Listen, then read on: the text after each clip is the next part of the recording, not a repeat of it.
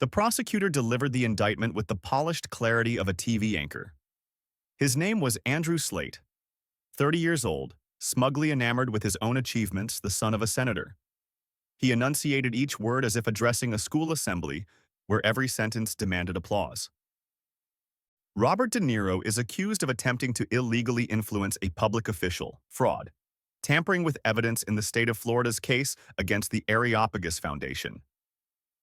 The audience, fresh from reading about Hollywood awards, now stared at him like a fallen idol, and creating conditions that could have led to breaches of ethical standards in high-level jurisprudence. Someone laughed. The sound was brief and hollow, like a whistle in a mine shaft. The judge, Hugh Daggart, sleek, fit, in a robe that fit him like a Ralph Lauren ad, leaned forward. "Mr. De Niro," he began, with slow, almost venomous irony. "This isn't a casting call. This isn't a stage. And I'm not your fan." A few people chuckled. Cameras flashed. Robert De Niro raised his eyes for the first time. In that moment, something shifted. There was no fear or shame in his gaze, only boundless silence, a sorrow that sought no pity, experience that needed no excuses. "I'm listening," he said. The judge paused. His face twitched. This was something new, unheard of. "What, you think you're better than me?" he suddenly barked, leaning back in his chair. You think you're above the law because waiters at Syracuse recognize you?" Silence. The only sounds in the courtroom were the hum of the air conditioner and the faint cough of an old journalist in the back row. "No," De Niro said calmly. "I don't think I'm better, but I remember what happened before you put on that robe." The judge's expression changed. Prosecutor Slate lowered his eyes. The reporter's shutters briefly stopped clicking. And somewhere in the back of the room, behind the columns, sat a woman, a dark-skinned woman in a light blazer, holding a notebook, her face etched with the look of someone who had seen too much. She was one of those who go unnoticed, but she knew the real story. Her name was Inessa Grayson, an investigative journalist. A year ago, she had been the first to publish a piece about the Mar-a-Lago funds, about political donations that returned to the chosen few as contracts, about mysterious evenings where aging actors played roles written by others, under the watchful eyes of cameras, microphones, and contracts no one dared to review. She knew this trial wasn't about De Niro. It was about who had the right to stay silent and who didn't. De Niro stood tall, like a scene no one was filming. He didn't touch the microphone, didn't call for his lawyer, didn't address the judge. His gaze was fixed on nowhere or deep within himself. Outside the towering windows, late autumn settled like a gray blanket. People hurried to work, unaware that in this courtroom something was beginning. Something America hadn't seen in a long time. An open rebellion by an old hero against the new rules of the game. Leave a comment. What would you do in De Niro's place? The trial was now in session. All rise. The gavel struck sharply, but inside the courtroom it reverberated like a gunshot. People stood reluctantly, some kept snapping photos, others sipped coffee. Judge Hugh Daggart adjusted his robe and sat. In that pose, he resembled a trophy, heavy, polished, detached from anything alive. "Mr. De Niro," he said without looking up, "you have one final chance to make an official statement before the proceedings begin." Robert stepped forward slowly. The entire courtroom felt like a taut string. His steps were calm, carrying neither fear nor doubt. Someone in the audience flinched. Inessa? Her fingers gripped her pen so tightly it tore the paper. "I won't beg for forgiveness," De Niro said, addressing the room, not just the judge. "Because I'm not the fraud here. You're not asking why I'm here. You're asking how I dared to get this far. And that's all you need to know." "Are you waiving legal representation?" the judge rasped. "My lawyer's fired," Robert said. "I'll speak for myself." "That's reckless," Prosecutor Slate interjected.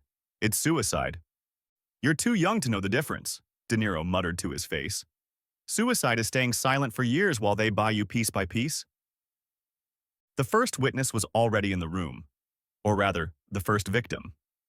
A frail man in a cheap suit, pale-faced, a former accountant for the Areopagus Foundation. His name was Frank Tillman. He'd managed the Foundation's internal records for years until he vanished from the radar after a sudden casino win in Tampa. Now he was back. "Mr. Tillman," Slate said, "tell us what you saw that evening at Mar-a-Lago." There were a lot of guests, politicians, investors, actors, but one name everyone remembered: De Niro. He showed up at the gala uninvited. And then what? Then he disappeared, and a week later the money was gone. Over $2 million from the reserve account. Murmurs in the courtroom. Cameras flashed. De Niro didn't move. "Are you certain he had access to the accounts?" De Niro asked calmly. "Well, no, I didn't see that. But he was there. He was talking to Karen Levitt, the Foundation's advisor. And then, after their conversation, the safe codes changed." "Did you see me take anything?" "No. But did you see me sign anything?" "No, but Karen." "Karen?" Robert's voice turned hard as granite. "Why isn't she in this room? Where's Karen?" Prosecutor Slate opened his mouth to speak, but the judge cut in. "The witness is dismissed. We'll reconvene after a 20-minute recess." De Niro sat down slowly, his head slightly bowed, as if fatigue had won. But to Inessa's eyes, it was a trap.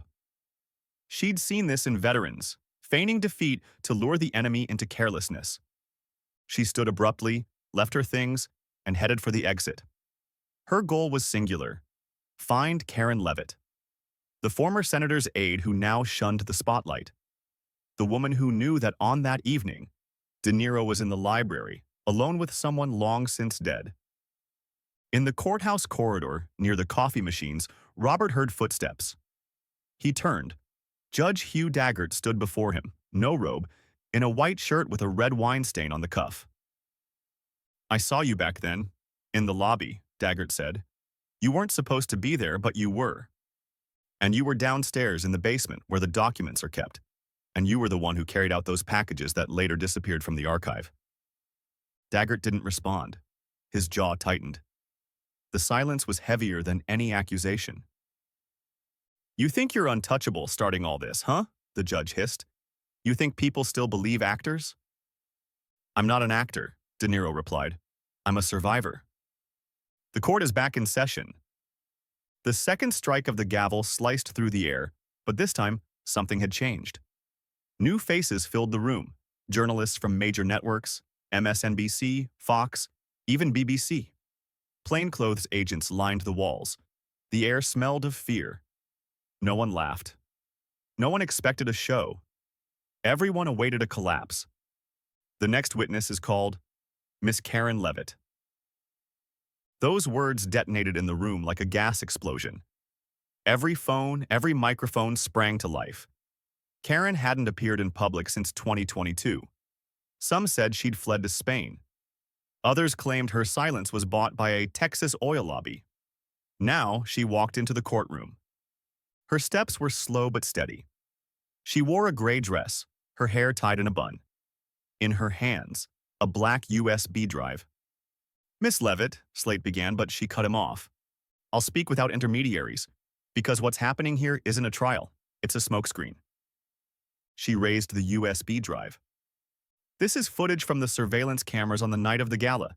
It was deleted from the servers, but I had a copy, and now I'm handing it over." The room froze. The judge was silent. "Play it," he finally muttered. A screen descended from the ceiling. The footage was grainy, black and white. Lobby camera, 10:43 p.m. De Niro enters with someone in a hoodie. Minutes later, he leaves alone. Then, library footage. Karen, the same hooded figure, and Judge Daggert. No robe. Holding a package. Chaos erupted in the courtroom. Slate was white as chalk. The judge pounded his gavel. "Turn off the screen. This is inadmissible. The video isn't authentic." "Its authenticity is verified by 3 labs. The drive is under oath," Karen said. "Which means we have a problem, because the judge presiding over this case is guilty." "This is slander," Daggert roared. "You're all—" "Give it up, Hugh," De Niro said calmly. "The camera won't save you now. It's all live." Judge Daggett threw down his gavel, stood, and fled. Shock. Panic. The agents were gone, diverted by a call to another part of the building. Someone barred the doors, but Daggett was already out. "Lock the courtroom!" someone shouted. "Exit only through the back corridor!" In the chaos, De Niro approached the stand. "You thought it was funny, dragging me here, didn't you?" he said to the room. "An old actor. Ha! But you didn't know this whole performance was about you. While you laughed at me, they were robbing you, and you let them." He pulled out a folder. "Here are copies of the contracts that vanished from the case. All the signatures, all the amounts, all the names. And I won't stop, because when the curtain falls, everyone's exposed." Smoke began seeping into the room. Someone was trying to destroy evidence. People screamed. De Niro didn't move. He stood, shouting into the crowd. "Who's with me to the end?" The smoke slowly cleared. The fire was contained. Karen had opened an emergency hatch and neutralized the incendiary. But that wasn't the point. The point was, not everyone had escaped. Judge Hugh Daggett, in his robe but stripped of Justice's face, sat handcuffed by a marble column. He'd been detained by a maintenance worker, a Vietnam War veteran who didn't flinch when others hid. A man whose name wouldn't make the headlines. But De Niro stood beside him and said nothing. His silence was the scream of an era. No words, no cameras, no effects, just him and the truth. The next day, New York State Supreme Court. Wooden panels again? Prosecutors, journalists, silence. But different now. Someone understood something. A new temporary judge read the verdict. For abuse of office, evidence tampering, and interference in a high-profile judicial case, this court sentences Hugh Daggett to 4 years in prison. Noise, not applause, genuine shock, because everyone knew this was unprecedented. "It's a drop," Karen whispered, standing beside De Niro. "But it made a wave," he replied. 3 weeks later, a park, evening, an interview for PBS, quiet camera, one take. Robert De Niro sat on a bench. In the background, maples, autumn. Leaves fell slowly like life's frames you can't rewind. People say, "Why'd you do it, Bob? Live quietly." But I'll tell you, we lived too quietly. They taught us not to make noise while they stole from us. Taught us to be grateful for the illusion. He looked into the camera.